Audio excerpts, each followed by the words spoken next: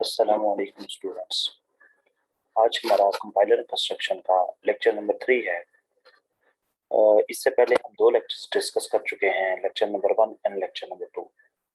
Lecture number 1 के अंदर हमने कंपाइलर कंस्ट्रक्शन के बेसिक कंटेंट्स को डिस्कस किया, कंपाइलर कंस्ट्रक्शन के बेसिक प्रोसेस को डिस्कस किया। इसी तरह हमने लेक्चर नंबर 2 के अंदर इंटरमीडिएट रिप्रेजेंटेशन को डिस्कस किया, स्कैनर को डिस्कस किया, फ्रंट एंड को डिस्कस किया, बैक एंड को डिस्कस किया और हमने पार्सर को डिस्कस किया। पार्सर के बारे में हमने थोड़ा माइनर सा डिस्कस किया था।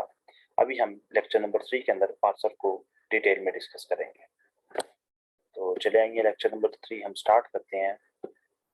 तो सबसे पहले हमारे पास आ रहा है पार्सिंग ट्री, सिंटैक्स ट्री।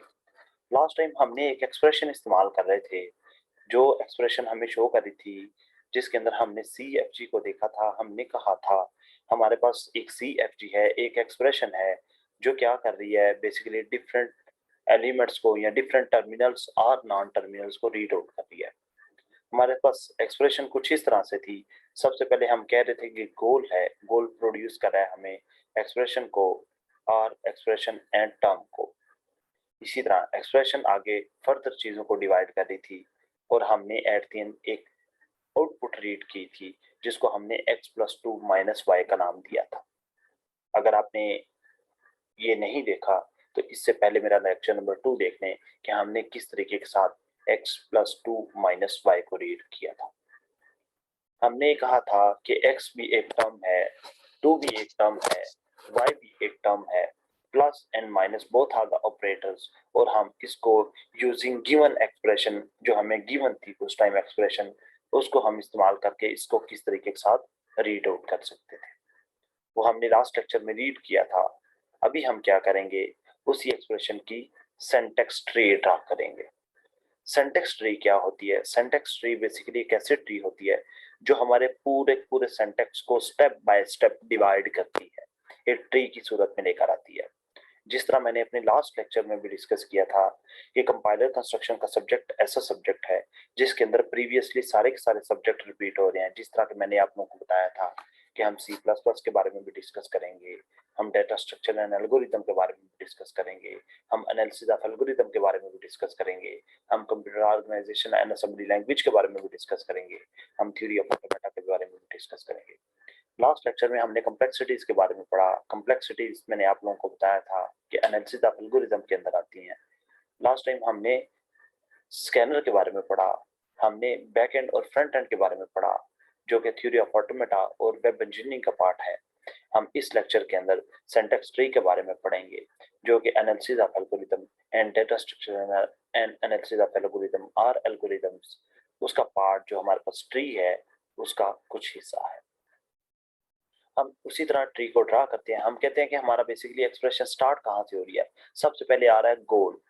गोल क्या कर रहा है? गोल प्रोड्यूस कर रहा है आगे एक्सप्रेशन को, तो हमने लिख दिया गोल से आगे हम एक्सप्रेशन पर आए। एक्सप्रेशन के बाद हमारे पास तीन चीजें आती हैं। वो कह रहा है एक्सप्रेशन या तो किसी एक्सप्रेशन को प्रोड्यूस कर सकता है, या ऑपरेटर को, या फिर टर्म को। हमने कहा कि हमने टर्म को प्रोड्यूस कर दिया और टर्म की जगह हमने रिप्लेस कर दिया वाई को, और इसी तरह हमारे पास एक्सप्रेशन आगे फर्दर मूव कर गया एक्सप्रेशन ऑपरेटर टर्म पर। ये देख सकते हैं, ये एक्सप्रेशन, ये एक्सप्रेशन, ये ऑपरेटर और ये टर्म। ठीक है, अब इस ऑपरेटर की जगह पर हमने माइनस लगा दिया, क्योंकि हमारे पास सबसे पहले वाई आना चाहिए। अगर हम लेफ्ट साइड से इसको रीड करें, सॉरी राइट साइड से अगर इसको रीड करें, तो सबसे पहले वाई आना चाहिए। ये हमारे पास ऑलरेडी वाई है। उसके बाद हमारे पास माइनस आना चाहिए, तो ये माइनस भी है। उसके बाद हमारे पास 2 + x आना चाहिए। तो सब हमने यहाँ पर इसको डिवाइड किया और इस टर्म की जगह पर हमने 2 लिख लिया। ये प्लस हमारे पास ऑपरेटर की जगह पर आ गया, और इस एक्सप्रेशन को हमने टर्म में चेंज किया और टर्म एट द एंड हमने x में चेंज कर दी। अगर हम इसको राइट टू लेफ्ट रीड करें तो y - 2 + x आएगा। अगर हम इसको लेफ्ट टू राइट की रीड करें तो पहले x आएगा, फिर प्लस आएगा, फिर 2 आएगा, फिर माइनस आएगा और देन y आएगा, और ये सारा सारा प्रोसेस इसी तरह चलेगा। अच्छा जी, उसके बाद हमारे पास एक न्यू चीज आ रही है सिंटैक्स ट्री के ऊपर। वो कह रहा है एब्स्ट्रैक्ट सिंटैक्स ट्री। अब अभी इससे पहले हमने एक सिंटैक्स ट्री ड्रा की, ये आप लोग देख सकते हैं। अब इस सिंटैक्स ट्री के अंदर आप लोग देख सकते हैं कि हमारे पास बहुत ज्यादा इंफॉर्मेशन ऐसी है जो कि हमें रिक्वायर्ड नहीं है, जिसकी हमें जरूरत नहीं है। फॉर एग्जाम्पल, ना तो हमें इस गोल की जरूरत है, ना हमें इस एक्सप्रेशन की जरूरत है, ना हमें इस एक्सप्रेशन की जरूरत है और इसी तरह ना हमें इस एक्सप्रेशन की जरूरत है, लेकिन जरूरत ना होने के बावजूद हमने इन चीजों को राइट किया हुआ है। वो कहता है कि जब आप लोगों को या जब आप कोई भी ट्री ले रहे हो, सिंटेक्स ट्री ले रहे हो, और उसके अंदर बहुत ज्यादा इंफॉर्मेशन ऐसी हो जो कि अननीडेड हो, जिसकी आप लोगों को जरूरत नहीं है, तो उसको हाइड कर देना चाहिए। और वो कहता है ऐसा सिंटेक्स ट्री में नहीं किया जा सकता। अगर आपने ऐसा करना है तो आपको एक ट्री दूसरी इस्तेमाल करनी पड़ेगी जिसको एब्स्ट्रैक्ट सिंटेक्स ट्री कहा जाता है। What does mean by abstract? Abstract का मतलब होता है समरी, किसी भी चीज की समरी और आउटपुट समरी।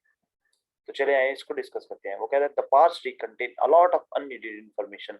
वो कह रहे हैं पार्स ट्री के अंदर बहुत ज्यादा अननीडेड इंफॉर्मेशन थी, तो हमने क्या किया, इस कंपाइलर के अंदर सिंटैक्स एब्स्ट्रैक्ट ट्री या एब्स्ट्रैक्ट सिंटैक्स ट्री एएसटी को इस्तेमाल किया ताकि हमारे पास अननीडेड इंफॉर्मेशन शो ना हो। अब अगर हम उसी ट्री को देखें, अगर हम उसी ट्री का एब्स्ट्रैक्ट सिंटैक्स ट्री बनाएं तो इस तरीके से हमें नजर आएगा। सबसे पहले हमारे पास y होगा, देन माइनस होगा, देन 2 होगा, देन प्लस होगा और देन x होगा। अब इससे ऊपर जितनी भी इंफॉर्मेशन थी जो कि अननीडेड इंफॉर्मेशन थी जो हमने इस्तेमाल की थी, अब वो हमें इस्तेमाल करने की जरूरत नहीं है। वो कह रहा है कि जो हमारे पास ई एस टी है वो मच कंसाइज है एज कंपेयर टू द हमारे पास जो है सिंटैक्स ट्री थी। ये वही बात को रिपीट कर रहा है कि ये समराइज है या ये क्या करती है, ग्रामेटिकल स्ट्रक्चर, हमारी सिस्टम कैसा ग्रामेटिकल स्ट्रक्चर बनाती है जो कि बहुत ज्यादा समराइज है। अच्छा जी, A S T or kind of intermediate representation. वो कह रहे हैं हम जितनी भी ए एस टी को इस्तेमाल करते हैं वो बेसिकली हम आई आर के तौर पर इस्तेमाल करते हैं। अब आई आर क्या होता है, ये हमने सेकंड लेक्चर के अंदर और फर्स्ट लेक्चर के अंदर डिस्कस किया था कि जब हमने एक लैंग्वेज से दूसरी लैंग्वेज के अंदर या एक पार्ट से दूसरे पार्ट के अंदर या एक मॉड्यूल से दूसरे मॉड्यूल के अंदर ट्रांसलेट करना होता है लैंग्वेज को, तो हम क्या करते हैं, आई आर को इस्तेमाल करते हैं, इंटरमीडिएट रिप्रेजेंटेशन को इस्तेमाल करते हैं। वो कहते हैं ये जो हम ए एस टी बना रहे हैं, ये बेसिकली हम ए एस टी कहाँ से बना रहे हैं। हम सबसे पहले डाटा को गेट करते हैं, डाटा के बाद हम टोकन्स को गेट करते हैं, टोकन्स के बाद हम उसका एक पार्स ट्री बनाते हैं। ये वही parse tree basically abstract syntax tree कहलाता है। तो वो कहता है ये सारा सारा काम बेसिकली जो कन्वर्जन का है, this is called I R.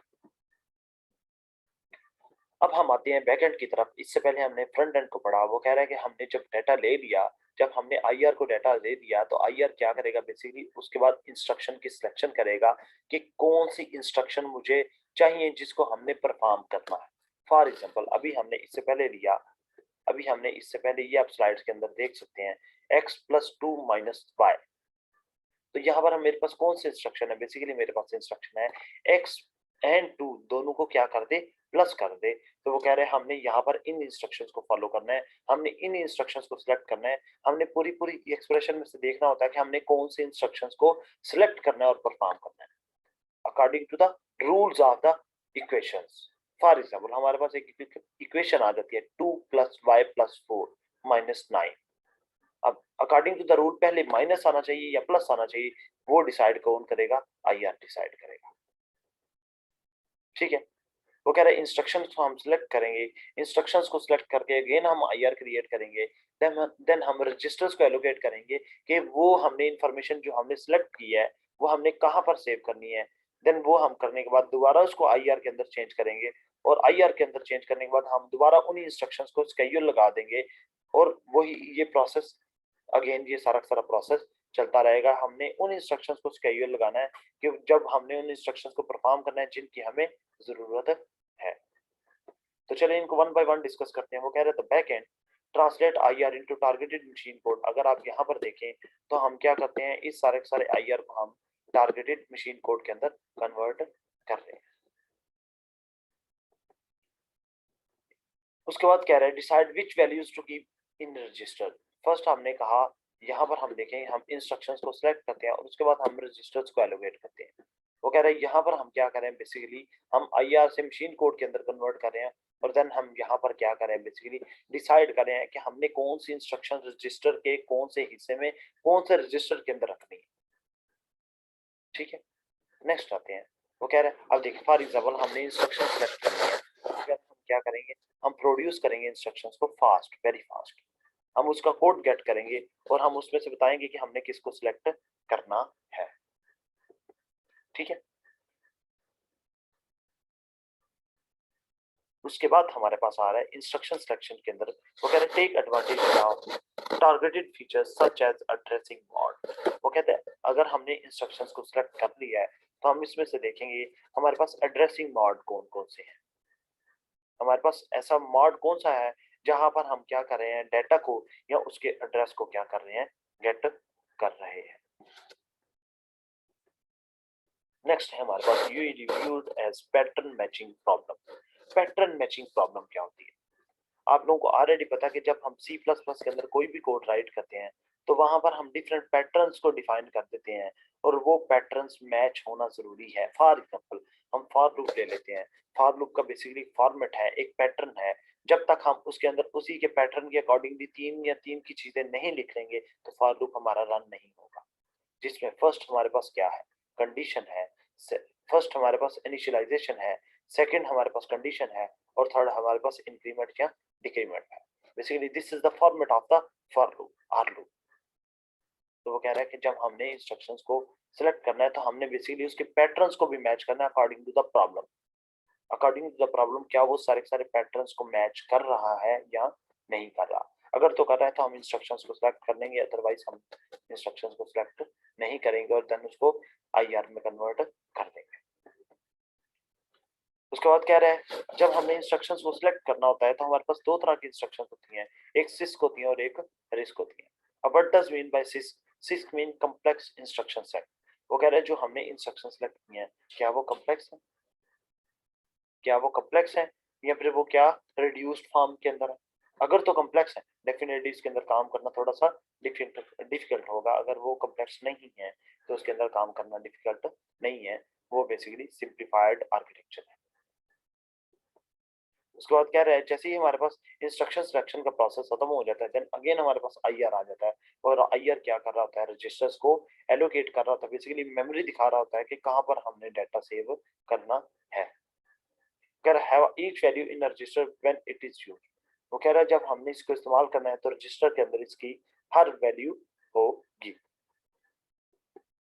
उसके बाद कह रहे हैं manage a limited set of resources. वो कह रहे हैं जब हमने रजिस्टर्स को एलोकेट करनी है या रजिस्टर एलोकेशन करनी है तो वो क्या कर रहा होता है, बेसिकली सारे के सारे रिसोर्सेज को लिमिटाइज कर रहा होता है और उनको मैनेज कर रहा होता है कि हमने कौन सा डाटा किस जगह पर रखना है, कौन सा डाटा किस रजिस्टर को देना है। हमने ए एक्स को कौन सा देना है, बी एक्स को कौन सा देना है, सी एक्स को कौन सा देना है, डी एक्स को कौन सा देना है। These are the name of the register और इसको हैंडल कौन करेगा, रजिस्टर एलोकेशन। उसके बाद कह रहा है can change instruction choice and insert load and store. वो कह रहे हैं हम इसके अंदर ये भी कर सकते हैं, हम इंस्ट्रक्शंस को चेंज कर सकते हैं, उनकी चॉइसेस को चेंज कर सकते हैं, हम लोड कर सकते हैं और स्टोर के कीवर्ड्स इस्तेमाल करके। लोड एंड स्टोर मीन सबसे पहले हम डाटा लोड किया करेंगे देन उसको स्टोर किया करेंगे। उसके बाद लास्ट हमारे पास आ गया instruction scaling. Instruction scaling already नाम से जाहिर है, हम क्या कर सकते हैं, इंस्ट्रक्शंस को स्केड्यूल लगा देते हैं for converted into the machine code. कह रहा है avoid hardware stalls and interlocks. कह रहा है कि इसके अंदर हम हार्डवेयर का इस्तेमाल कम से कम करेंगे, हम बेसिकली सॉफ्टवेयर का इस्तेमाल करेंगे। सेम वही चीज वो कह रहे हैं इंस्ट्रक्शन स्केलिंग के अंदर use all functions units productively.